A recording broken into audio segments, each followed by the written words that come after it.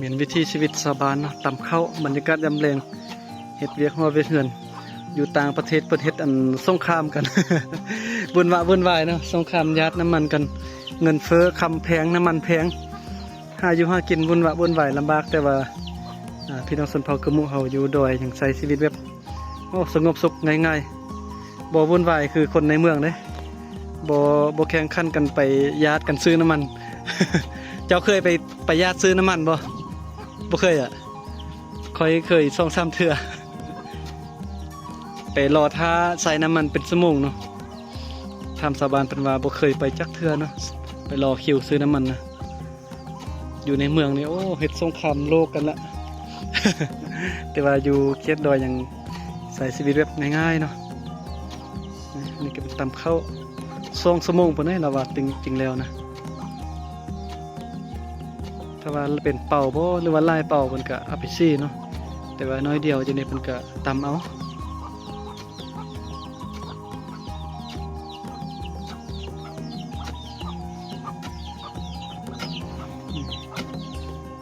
คกใหญ่ใส่ลายเนาะปกติไปเห็นเขาเจ้าตำแต่น้อยเดียวแต่ว่าเราใส่เต็มคกใหญ่ๆเลยแต่ตำแห้งเนาะตำคอยนี่บ่ได้เดี๋ยวให้เบิ่งบรรยากาศโอ้เฮือนซานบัดซองเพิ่นนี่บ่ได้อยู่เป็นทงเพียงเด้อยู่ตามสันภูเนาะหาอยู่หากินตามธรรมชาติชีวิตแบบโอ้เรียบง่ายนะสงบสุขเนาะตอนช่วยตื่นสมาตอนเช้าก็ไปให้ไปส่วนเนาะตอนช่วยนี่บ่ค่อยเห็นคนอยู่บ้านเลยประมาณนี้นะบรรยากาศรอบๆนะ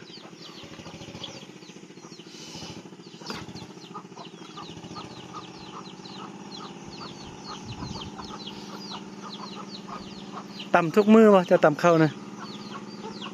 ต่ำทุกมือบ่ต่ำทุกมือตอนแรงเนาะตอนเช้าบ่ต่ำติต่ำตอนเช้า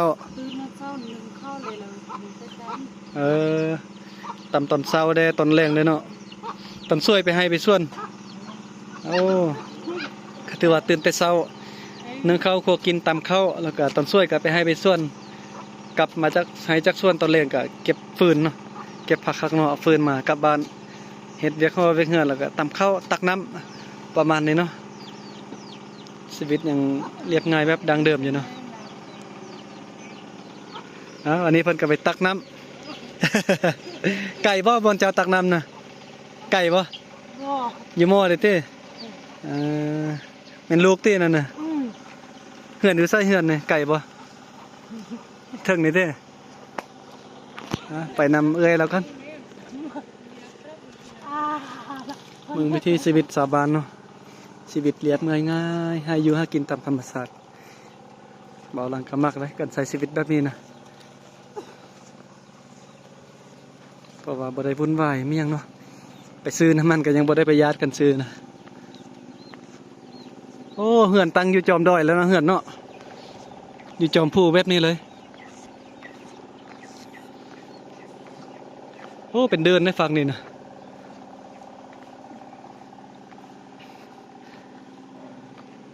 เป็นเดินกวงแบบนี้เลยป้าเธอเบิ่งเราแบกน้ำยางขึ้นมานี่ขนาดว่าเบาลังยางลากันยังว่าเมื่อยละอันนี้เราแบกน้ำยางขึ้นมาหาบน้ำยางขึ้นมาเนาะ